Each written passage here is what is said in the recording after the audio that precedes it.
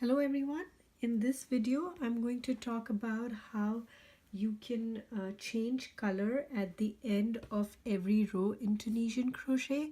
So I have a pattern that I released called the turquoise fiesta shawl, and even some of my other patterns use this technique quite a bit, so I decided to make a tutorial for it. So in this I'm going to make a few rows where I'm going to have my forward pass in one color and the reverse pass in a different color. So here is a simple swatch I made with simple stitches. If you want to know how to make this, I have a separate tutorial for that. I will add a link to all my tutorials in the description below. So I completed the forward pass for the next row, and I'm going to now make the reverse pass with a different color. So I made a little knot here, and that's just how you would start when you make it with what you make when you start a chain. So I'm going to insert it into my hook and chain one. So that's the beginning of the reverse pass, and this knot just helps keep it in place. It doesn't really come out of this loop. So do not pull this tight, just leave it slightly loose, and make the reverse pass as you normally would. Yarn over, pull through two, yarn over, pull through two, all the way till the beginning.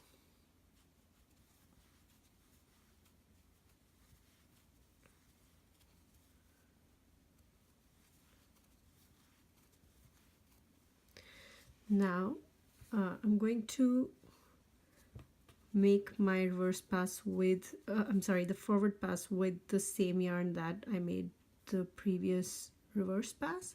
So I'm going to do this with simple stitches. So just let the first stitch be and make simple stitches all the way till the end.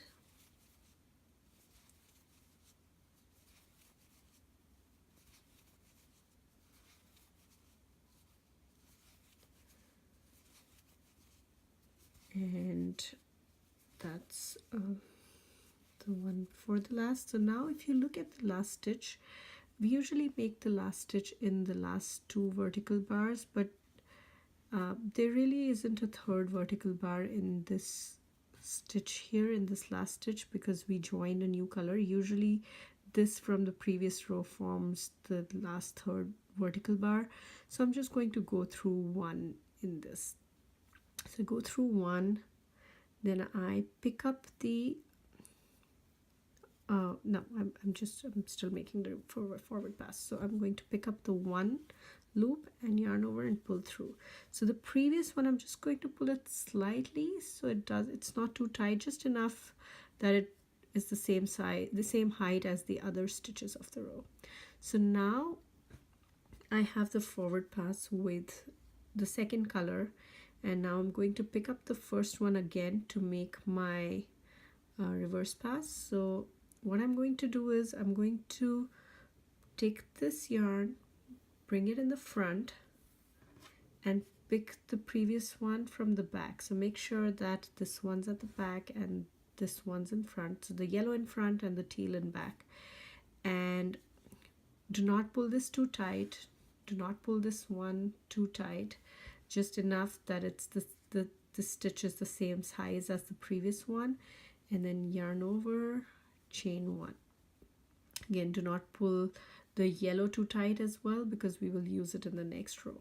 So chain one, yarn over, pull through two, and make your reverse pass.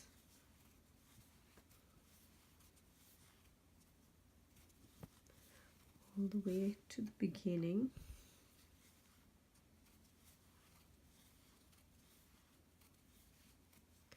And there, so you can see, oops, I split my yarn here, but you can see that we have two rows where the forward and reverse pass are in different colors.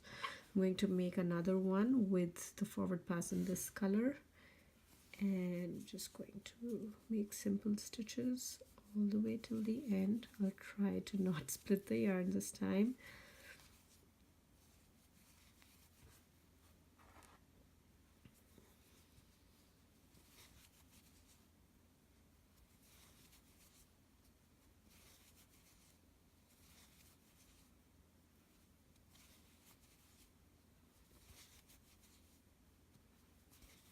And now if you see, we have 3 loops in the last stitch that you normally have. So this is 1 vertical loop, and these are the 2 vertical loops in the end, the vertical bars in the end. So three vertical bars here.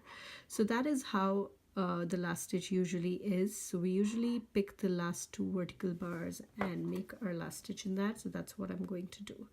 I'm going to pick the last 2, yarn over, pull through, and now I'm going to make the reverse pass in yellow. So I'm going to take this color, take this yarn, bring it in front, pick up the yellow at the back, and then yarn over and chain 1. So you can see that I did not pull this too tight. So both of these were not pulled tight, so you can see that these stitches are about the same height as the rest of the row. I'm just going to now make the reverse pass as I normally would.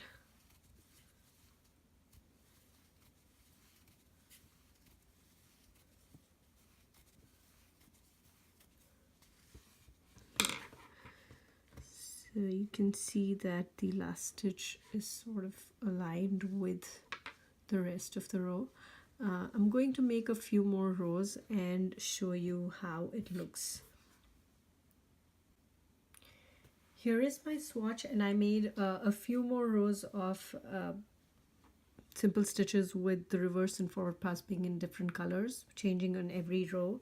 So if you look at the edge, you can see that except for the first one, all of the rest are, the last stitches are aligned with their rows just like any other. So forms good continuity here. And if you look at the reverse side, the edge is fairly neat. It's just like the other stitches.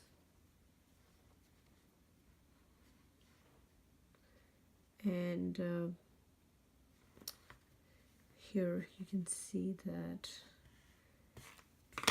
this is how the back looks. The back looks really pretty actually. It's nice and clean, and both the edges are pretty neat. So there's a comparison of how they look.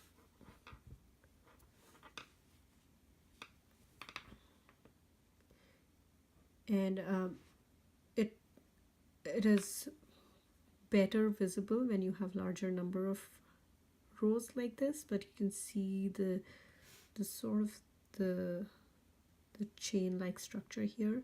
So I really like this method.